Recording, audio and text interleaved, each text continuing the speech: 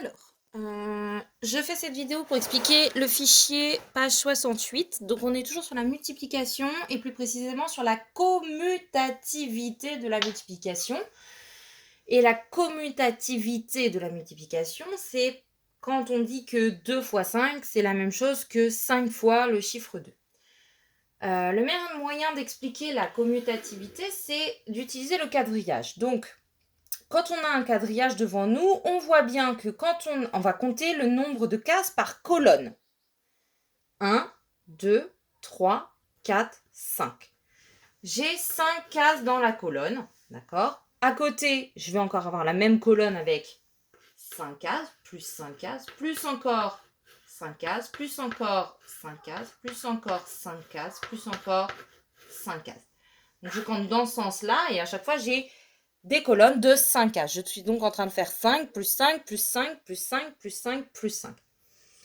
J'ai 1, 2, 3, 4, 5, 6. 1, 2, 3, 4, 5, 6. 6 fois 6 colonnes de 5 cases. 6 colonnes de 5 cases, c'est la même chose que 5, plus 5, plus 5, plus 5, plus 5, plus 5. Et ça fait 30. 5 et 5, 10, 5 et 5, 10, 5 et 5, 10, 3 fois 10, 30. Voilà. Ça, c'est typiquement l'exercice que vous aurez à faire dans l'exercice 1. Donc l'exercice 1 ressemblera à ça, vous aurez des quadrillages, on vous mettra la multiplication, il faudra décomposer la multiplication en 5 plus 5 plus 5 plus 5 plus 5 plus 5 plus 5. 6 fois 5. On peut aussi compter le quadrillage dans l'autre sens, on l'avait vu hier avec la manière dont on regarde la boîte de chocolat. 1, 2, 3, 4, 5, 6. Cette fois-ci, je suis dans le sens et je regarde le nombre de chocolats que je mets sur chaque ligne. J'ai donc 6 chocolats, plus encore 6 chocolats horizontalement, plus encore 6 chocolats horizontalement, plus encore 6 chocolats dans la ligne et encore 6 chocolats. Cette fois-ci, j'ai pas 5 fois 6 fois 5, mais j'ai 5 fois 1, 2, 3, 4, 5. 1, 2, 3, 4, 5. 5 fois le chiffre 6. C'est donc 6, plus 6, plus 6, plus 6, plus 6, et ça fait 30. Voilà, j'espère que c'est pas cadré. J'espère que c'est à peu près clair. Et en dessous, j'ai fait un deuxième quadrillage. Donc c'est des exemples, hein. Vous aurez la même chose à faire dans votre fichier après, mais c'est des exemples pour bien expliquer. Dans le fichier en dessous, on vous propose un quadrillage. Soit on compte le nombre de cases qui est dans la ligne, soit on compte le nombre de cases qui est dans la colonne. J'ai 3, encore 3, encore 3, encore 3, encore 3, encore 3, encore 3. Et j'ai ce 3 qui se répète une fois, 2 fois, 3 fois, 4 fois, 5 fois, 6 fois, 7 fois. J'ai donc 7 fois 3. 7 fois 3, si je le décompose en addition, si je fais une addition pour dire que j'ai 7 fois 3, c'est la même chose que 3, plus 3, plus 3, plus 3, plus 3, 1, 2, 3, 4, 5, 6 et 7. Voilà. Là, j'ai 7 fois le chiffre 3. Si on te propose dans l'autre sens, on vous demande de faire 3 fois 7, ça veut dire qu'on a regardé la boîte dans l'autre sens, le quadrillage dans l'autre sens. On a compté 1, 2, 3, 4, 5, 6, 7 une fois.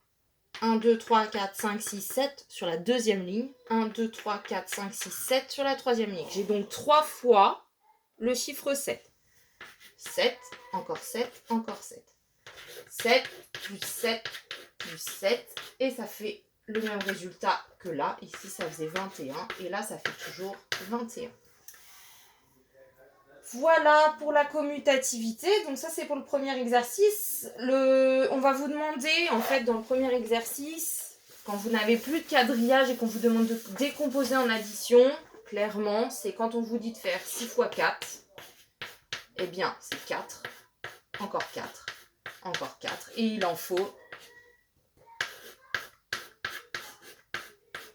6. J'ai pas la place, normalement, vous écrivez sur la même ligne. 4 plus 4 plus 4 plus 4 plus 4 plus 4, c'est 6 fois 4. D'accord? En revanche, quand on a écrit 4 fois 6, c'est pas 4 plus 4, non, c'est 4 fois le chiffre 6. Donc, j'ai le chiffre 6 4 fois. Mais les deux sont égales. C'est la même chose. D'accord? Et si on me demandait de faire un quadrillage, eh bien, il faudrait que je fasse d'un côté 4 lignes et de l'autre 6 colonnes. J'ai 1, 2, 3, 4, 5, 6 à chaque fois. Et j'ai 1, 2, 3, 4 à chaque fois. Là, j'ai un quadrillage qui représente le 6 x 4 et le 4 x 6. Voilà. Je pense avoir terminé d'expliquer le fichier. Je voudrais simplement revenir sur chaque fois qu'on a x10. Alors, si par exemple j'ai 11 x 10, en fait, j'ai 10, plus 10, plus 10, plus 10, plus 10, plus 10, plus 10, plus 10, plus 10, 11 fois. D'accord? On va le faire sur les doigts. Il faut que je cadre. Donc, j'ai 11 fois 10. 10. Plus encore 10, 20. Plus 10, 30. 40, 50, 60, 70, 80, 90, 100, 110. J'ai donc 11 fois 10, 110. Je prends un autre exemple. Je prends 7 fois 10. 7 fois 10, 7 fois 10, 10, 20, 30, 40, 50, 60, 70. Ce sont des dizaines. Je considère que j'ai en fait des barrettes, 11 barrettes ou 7 barrettes. Ensuite, on va avoir par exemple 15 fois 10. 10, 20, 30, 40, 50, 60, 70, 80, 90, 100. On se rappelle que 10 fois 10, ça fait 100. C'est très important.